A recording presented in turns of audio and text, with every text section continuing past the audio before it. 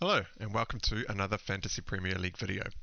My name is Steve and I took my fourth hit of the season in Game Week 12 due to the long-term injuries to both Dan Burn and James Maddison, who I had in my squad, which is a little bit of a change as to what my plans were that I went through in the team selection video last week, but we'll go into the reasons around why my plans changed. Although those of you who do read through the comments and check back in probably would have seen me letting people know that I was in fact going to take a hit. The international break is upon us, and so this will actually be my only video this week, as we'll wait until all the international fixtures have been played to make sure that, you know, all my players get through hopefully unscathed, and we will make plans or adjust as we need to next week. I do already have some ideas in mind on what my moves will be, which we'll also go through in this video as well.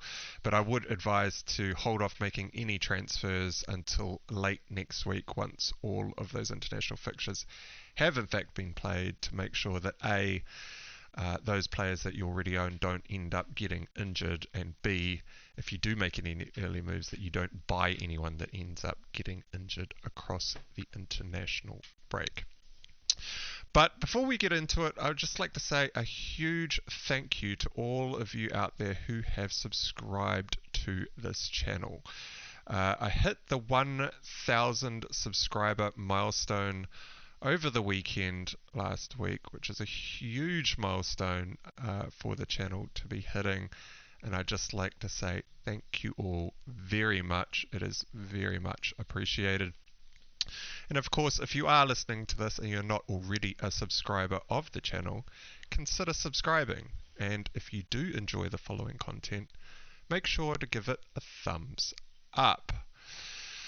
So in the game week, we'll go through a Game Week 12 review where as I said, I took my fourth hit of the season, scored 73 points, -4, so net 69. It's slightly above average, but with the hit included, I was 9 points off my safety score. So I actually dropped from little outside the 28k mark back down to 50, or just inside the top 52k. So, I mean, game week 8, I made it to 50k, game week 9, 25k, game week 10, 50k, game week 11, 29k, game week 12, 52k. It's becoming a little bit of a yo-yo scenario, but at least we're holding rank in the relatively higher echelons of the overall standings. So we're doing all right, but it is being a little bit frustrating.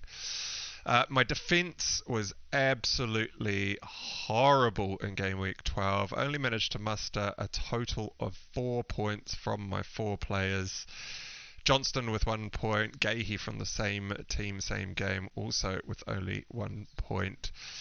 Medicash with 2, and Lascelles, surprisingly, Newcastle lose 2-0 to Bournemouth. He was one of my transfers in this week for 0 points. We averaged 1 point per player across the defence. And to be honest, the defence is actually becoming a little bit of a nightmare to pick. It's somewhat unpredictable, and the clean sheets seem to be few and far between, as I mentioned. I mean, Bournemouth keeping a clean sheet, winning 2-0 against Newcastle, is very unpredictable, and I think it's probably just that time of the season where there is a lot of injuries floating around in these teams. The top teams are also playing midweek Champions League fixtures and Europa fixtures, and we are starting to see a little bit of the fatigue set in around these teams. So I'm not going to go into the defense too much, as it was pretty horrible. Across the middle of the park, we got another assist from Saka, which makes 2 assists in 3 game weeks since we brought him in as part of a hit in game week 10. So Saka, Watkins and Palmer all came in for me in game week 10 using 2 free transfers and spending the -4 points.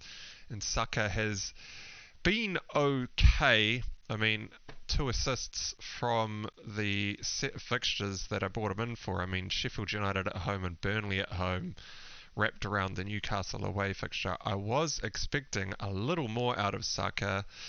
I mean, at least he's still ticking along and bringing some points in, but he was actually going to be my vice captain heading into the game week, so I'm a little bit concerned about Saka's involvement in that Arsenal attack.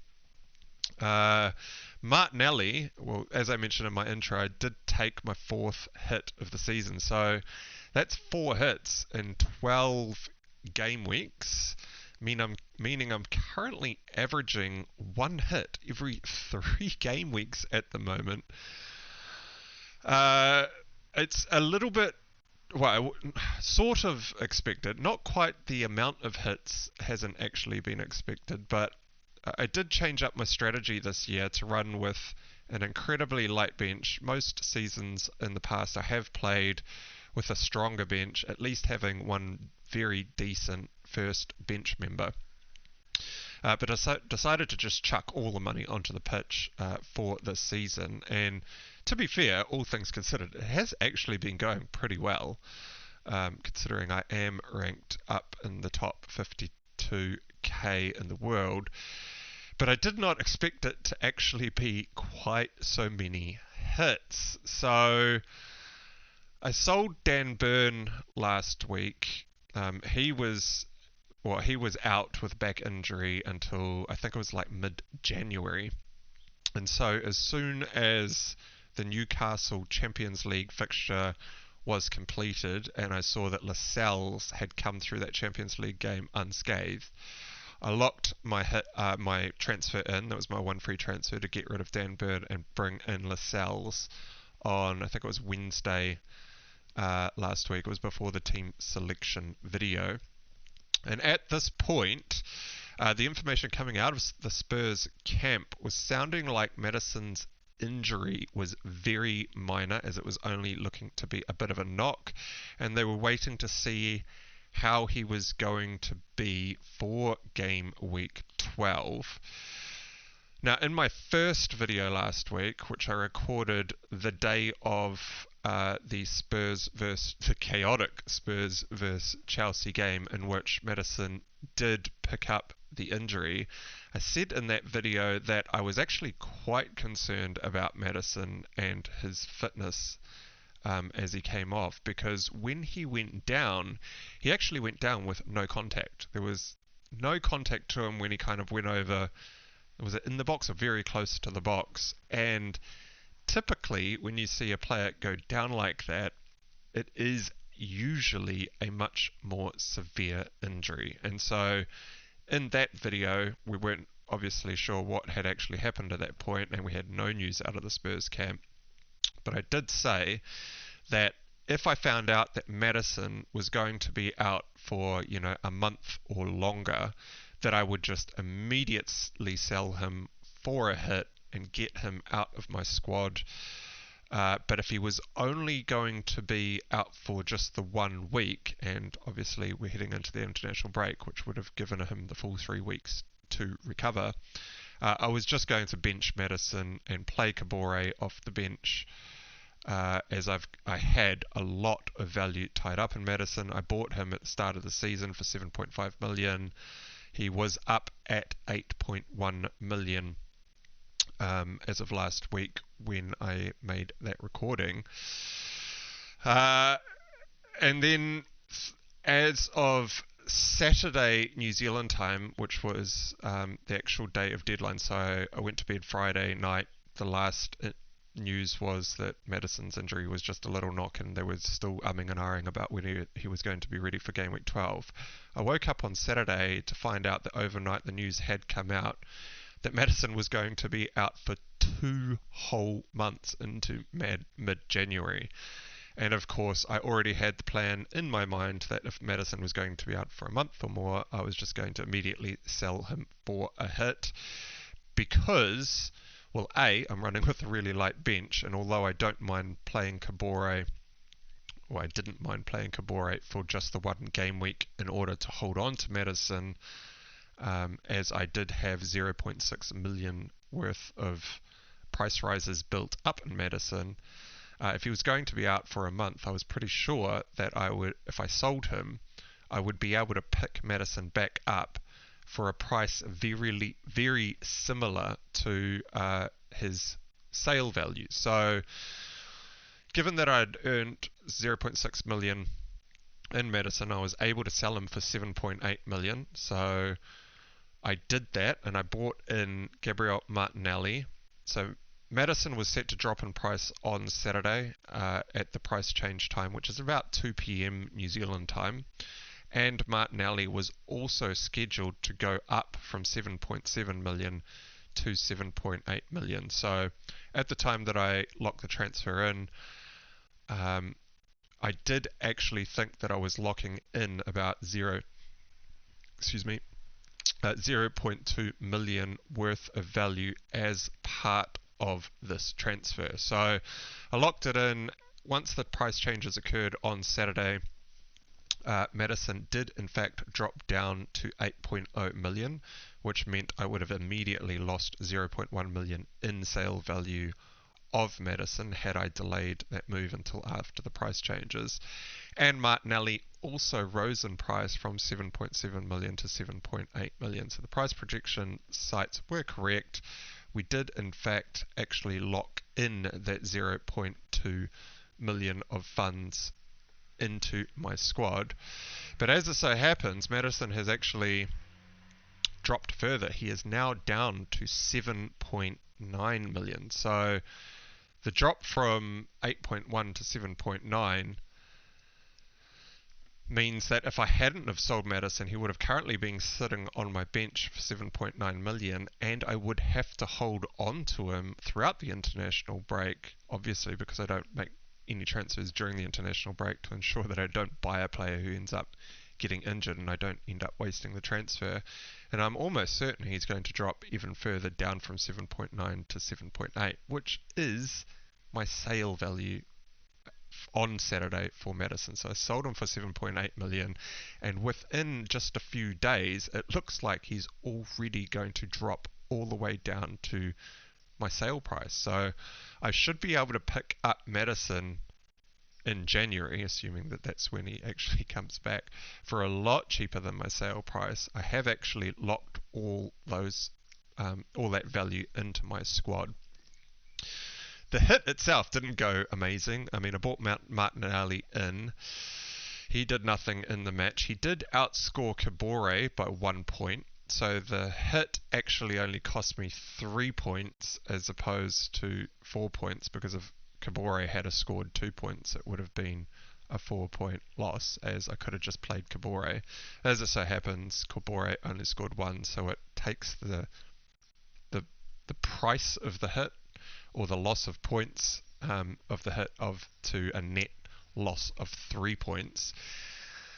And as FPL happens to go, Martinelli was subbed off a little bit early. It was the 88th minute in the match with what looked to be cramp. He is flagged with a 75% chance of playing with muscle injury. I mean, I don't actually know if... I think in the past FPL used to put cramp up as one of the injuries, but maybe now they've just changed it to a muscle injury. But so that's not ideal. I did bring in Martinelli. He did have a chance to score. He did go into a one-on-one and hit the keeper, which went out for a corner. That was about his only chance in the game. He was 0.09 XG and 0.21 XA. I mean, he wasn't very involved in what was going on. They were playing Trossard up front, which, you know, is a little bit of a makeshift change with Nketiah on the bench, as he was flagged heading into the game week. Nketiah did, in fact, actually get onto the pitch in the end. But so the hit didn't actually really work out. But given that I have saved quite a lot of value. It's going to end up being about 0.4 million in terms of savings by taking that hit, and it only really cost me 3 points, and I don't have an injured Maddison on my bench to deal with for game week 13. I'm actually taking this as a successful hit. Yeah, I didn't actually come out with more points at the end of the day, but hits should actually be assessed over a run of game weeks. I mean, ideally you'd like to be paid back in the game week that you make the hit, but you would ideally like to assess these things over a run of game weeks. So at the moment, I'm taking it as a little bit of a success given the amount of value that I have built up and the fact that I am not forced into a Maddison transfer this game week. Cole Palmer, with ice in his veins, scores the 95th minute penalty to equalise the game at 4-4 in the Chelsea vs Man City game. What an absolute legend. Now, Cole Palmer was brought in as part of my last hit in game week 10. So I brought in Saka, Watkins and Palmer in game week 10 as part of a hit which included 2 free transfers. And since game week 10, Cole Palmer has scored 2 points, 12 points and 6 points, which is a 20-point haul over 3 weeks. That hit has completely paid itself back. Like I said, you should really assess these things over a multiple string of game weeks.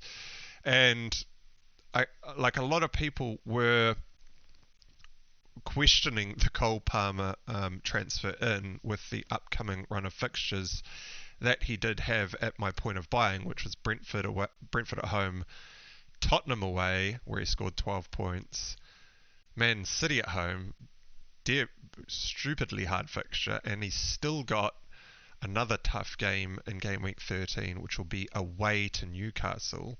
So it wasn't an ideal run of fixtures to be bringing Cole Palmer in for, but having watched him play when he was, I think he was playing false 9 in the Chelsea squad when I brought him in. He was then moved to number 10, then sent out wide, but he just looked like he was involved in everything that Chelsea was doing. Chelsea have an epic run of fixtures coming up after the Newcastle fixture. Brighton at home's a good fixture. Manchester United away. I was happy to play Kabore off the bench away to Manchester United this week, and lo and behold, Manchester United only barely scraped through, winning that game 1-0 with a goal from Lindelof, of all people. So I don't think that this Manchester United game is as hard as what it looks on paper, and then the run of fixtures gets amazing for Chelsea. Everton away, Sheffield United at home, Wolves away, Palace at home, Luton away, and then Fulham at home, right through until game week 21. Tough fixture against Liverpool away, but then Wolves at home and Crystal Palace away. I mean, that is an amazing run of fixtures for Chelsea. I'm super stoked that he's pulled in as many points as he has over the tough run of fixtures that I bought him in for. But this kind of goes to show why you shouldn't always discount a player from bringing them in just because they have tough fixtures. I see some people benched Palmer because he was coming up against Man City. They've left some points on the bench there. I also bought Son in very early on in the season, the minute that he was moved to number 9 in game week 5, which was also questioned by people in the comments as they were about to go away to Arsenal and then at home to Liverpool, which is 2 very tough games for Son, in which he scored 14 and 7 points across those tough fixtures. So don't be too scared about the difficulty of the fixtures upcoming. Yes, it is harder for these players to return points and return massive hauls, but it does not mean to say that they cannot do it. So Son had a largely quiet game in their loss to Wolves. I think he got the ball in the back of the net, but it was a clear offside, so we don't even really need to talk about that. The main difference that has changed in Spurs with the loss of Maddison is they switched from a 4-2-3-1 formation, where Maddison was playing that number 10 in behind Son. They've put Højbjerg onto the pitch as Maddison's replacement and switched the formation to a 4-3-3. Now, Højbjerg is not a game changer or a chance creator or anything near to what the kind of output that Maddison was putting out on the pitch. So this change is a little bit concerning. But with Son being one of the most clinical finishers in the league, he doesn't actually need a hell of a lot of chances to score goals. So although Maddison is the chief creator and architect in the team, and they are going to miss him severely based on what I saw in that Spurs fixture, it is just the first game that they have had to play in a completely new formation, with Højbjerg playing in the system as a replacement for Maddison. So I'm not too worried yet, but it definitely is something that I will be keeping on my radar as something that we may need to assess moving forward. Salah, my captain, which he just had the captaincy from day dot until deadline. I really had no questions around the captaincy over Salah. He seemed to be largely uninvolved for big parts of the match, but managed to finish 2 goals of the 2 pretty decent shooting opportunities that he was given. Now that 2 goals and the clean sheet actually means that he matched Haaland's points bang on, whereas Haaland needed 2 goals and an assist to keep up with Salah. Now that's because obviously Salah gets an extra point for the goals that he scores, so that is the 2 points for the 2 goals there, and that clean sheet adds up to the 3 points that Haaland needed from that extra assist. At the end of the day, Haaland and Salah, there was nothing really in it. I did actually have my vice captaincy on Son in my videos last week. As soon as Maddison was ruled out, I switched the vice captaincy to Haaland. It was going to go to Saka for that Burnley fixture, but Saka was also flagged heading into that match, so I ended up putting it on Haaland. I mean, they were the 2 top scorers in my team as it came out, so it didn't really matter which one you went with. But I do suspect that those that are relying on Salah as opposed to having Haaland in their team, so the Haaland list managers, will probably be looking at that Chelsea fixture and going, oh, the big man just scored 2 goals and an assist in what looked to be a tough game on paper. They'll probably be getting itchy trigger fingers. So, Haaland, as we're already talking about him, had a great game, was pretty involved in 3 of the 4 goals that happened in that fixture. Haaland's just an absolute beast and continues to do what we are now seeing to be Haaland things. And then finally Watkins banged another goal, but he missed a huge opportunity that I'm still trying to figure out how the hell he has managed to miss that so badly. He took a header that was taken smack bang in the center of the goal from, 2 yards out, and yet he somehow almost managed to hit the sideline with his shot. Seriously, Watkins, what the hell? How'd you get that so wrong? So, over the run of 3 game weeks where I've bought Watkins in for as part of the hit, he's only scored 2 points, 2 points, and 6 points. But there has been some clear and obvious goals that Watkins should have sunk in these 3 fixtures. And I'm starting to get Darwin-type feelings about Watkins. I mean, Darwin is missing some serious goals, but Watkins is equally missing some serious goals. But I guess it is what it is. He'll be in the team for at least another couple of weeks. That was quite a long Game Week 12 review. Apologies about that. Bench Turner 0, not playing. Kabore 1 point because of a yellow card. Bulldog 2 points, and Woodrow's back out injured again, interestingly, who I never play. So the key talking point for this video is the upcoming fixture congestion for all the Premier League teams. Now, if you are not aware, from game week 13 to game week 17 is a very heavy fixture congestion schedule. Fixture schedule? Congestion of fixtures in the schedule? You know what I mean. So between game weeks 13 and 14, all the Europa and Champions League teams have a midweek fixture. So that's between games 13 and 14. Between game weeks 16 and 17, there is another Europa or Champions League fixture.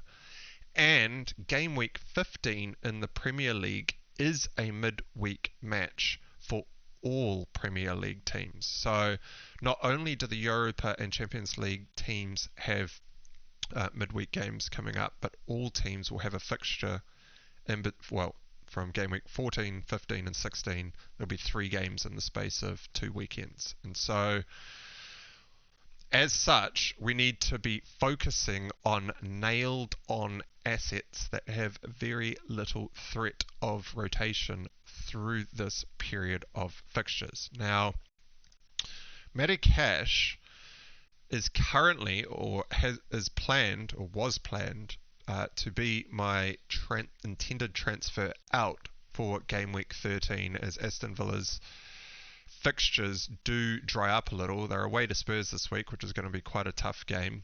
Even without Maddison in the squad, I think it's still going to be a tough game. They've got an okay fixture away to Bournemouth, but then they've got Man City at home, Arsenal at home, 2 extremely tough fixtures. Brentford away, that's going to be pretty hard. Sheffield United at home will be pretty easy, and then Manchester United away, which might be hard by that point, but at the moment maybe not too bad. But from a defensive point of view, Spurs, City, Arsenal, Brentford, and to a certain degree Manchester United are all really tough defensive fixtures for Matty Cash, hence he is on the chopping block in my team. Now, I have briefly flirted with the idea of bringing in Estupiñán. Well, that's what I was thinking about last game week, is a couple of people were actually asking about Estupiñán in the comments of the videos last week, which kind of brought him to my attention a little bit. But given that Estupiñán is coming back from a long-term injury, De Zerbi is rotating that Brighton squad like crazy, and Brighton will be playing midweek games every week right up until game week 17. I think this basically completely rules out someone like Estupiñán from our thoughts. Now, even if you are running with a strong bench and you are thinking about bringing Estupiñán in regardless, as you will just rotate him in and out, assuming that he is fit and playing, it is going to be very hard to predict which games Estupiñán is actually going to play. As he's coming back from injury, I suspect he's probably going to get like a 30-minute cameo appearance at the end of a match, then maybe a 45 to 60-minute appearance before he gets back into a full 90. But with the amount of fixtures that they are going to have back to back, I don't know exactly how often Estupiñán is going to play. Now, even if Estupiñán wasn't injured and had been out for a long time, I would still probably be advising against bringing Estupiñán in, as he is almost certainly going to get rotated. And it will, given that Estupiñán was one of the key players in that Brighton squad, and probably will still be one of those key players once he is back fit and ready, bombing up and down the left-hand side of the Brighton pitch is no easy task, especially if you're going to have to play a game every 3 to 4 days. and he will almost certainly be rotated. Now, for someone like a Stupinan, who is very key to the Brighton squad, I suspect that he will be, if he needs to be rested, he will be probably rested in the easier fixtures. So if we have a quick look at the Brighton fixtures, where are they? So they've got Nottingham Forest away in game week 13 in 2 weeks' time, which is a really good fixture from a defensive point of view. Chelsea away is going to be quite tough. Brentford at home is somewhat of a middling fixture in terms of defence, and then Burnley at home is a great fixture from a defensive point of view. Arsenal away tough. Crystal Palace away is not too bad. Tottenham at home is going to be really tough. So the fixtures don't really line up with what we're looking for anyway, but the reason that I was considering someone like an Estupinan is he has an incredible amount of attacking threat when he is on the pitch. He does bomb up and down that left-hand side. He does get himself into the box. He's putting balls into the box, so his assist rate is definitely there, and you would hope that Brighton start to manage to keep some clean sheets when they actually have their first choice defenders or their first choice backline back to full playing capacity. But they are still one of only 4 teams that have not managed to keep a clean sheet all season, with the other 3 being the three promoted squads of Burnley, Sheffield United and Luton. So someone like an Estupinan for me is basically completely ruled out of coming into my squad, even if I had a stronger bench. So I'm now starting to focus on players that are basically about as nailed on as it gets. And so in the defense, it is going to be those players that either play like a centre-back role, because centre-backs do SFA running in the team. That's next to the keeper. It's probably the laziest position on the pitch. And so they could just play 90-minute, after every 3 to 4 days, no sweat. There's no problems for any centre-back. So Lascelles centre-back, Gahey centre-back, not too worried about them at all getting rotated. I mean, maybe if Botman comes back for Newcastle. This is another reason why I kind of swerved Livramento and I was never really even considering Lewis Hall, but Lewis Hall was a little bit of a threat to Livramento in that Newcastle wing-back system. But I think the pair of them are also now at even more threat of being rotated. I mean, as we saw, Newcastle losing to Bournemouth due to their midweek Champions League fixture, I can definitely see quite a lot of rotation happening in that Newcastle team.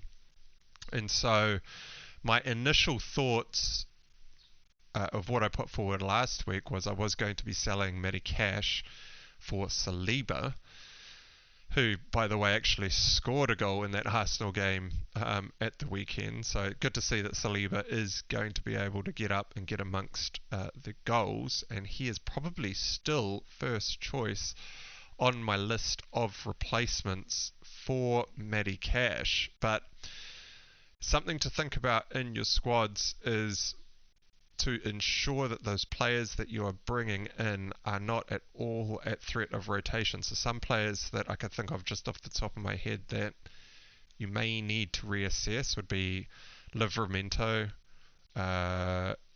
Lewis Hall, but I don't think anyone actually owns him. Tsimikas, Stupinan, I've already gone into in quite a bit of detail. I mean, even Ben White could be at threat of rotation. Tsimikas would be at threat of rotation through Joe Gomez, who, by the way, was actually out injured, wasn't even part of that matchday squad for the Liverpool fixture. So for all of you who put Tsimikas on the bench for his 15 points, that's pretty rough. I'm pretty sure if we knew about Gomez that he was actually going to be out, everyone should have just started Tsimikas at that point, because that point there was no threat of rotation. I mean, even Zinchenko, Pedro Porro could probably be a slight risk of rotation. I mean, anyone who's basically any sort of wing back here, we could see rotated. And to be fair, it's already getting hard enough to pick defensive players as these clean sheets are few and far between. So it's kind of like, it's weird. Like I've got all the front seven in my squad. I love my front seven. I'm holding them for a while, apart from maybe Watkins. I might look to sell him in a couple of weeks. But I love them all, and I'm basically just focusing my transfers on defenders at the moment. And it is incredibly hard to be choosing between the options available. There doesn't seem to be any real standout options. So anyway, I think this video is getting a little bit long.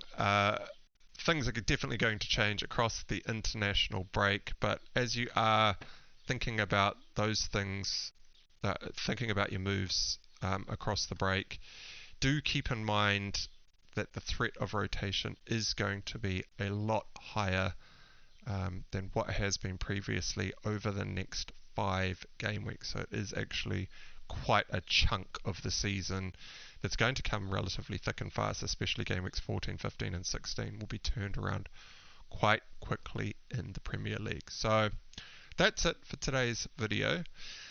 If you enjoyed this video and got something out of it, press the like button and consider subscribing. And if not, that's alright too. I appreciate you watching. And until next time, cheers.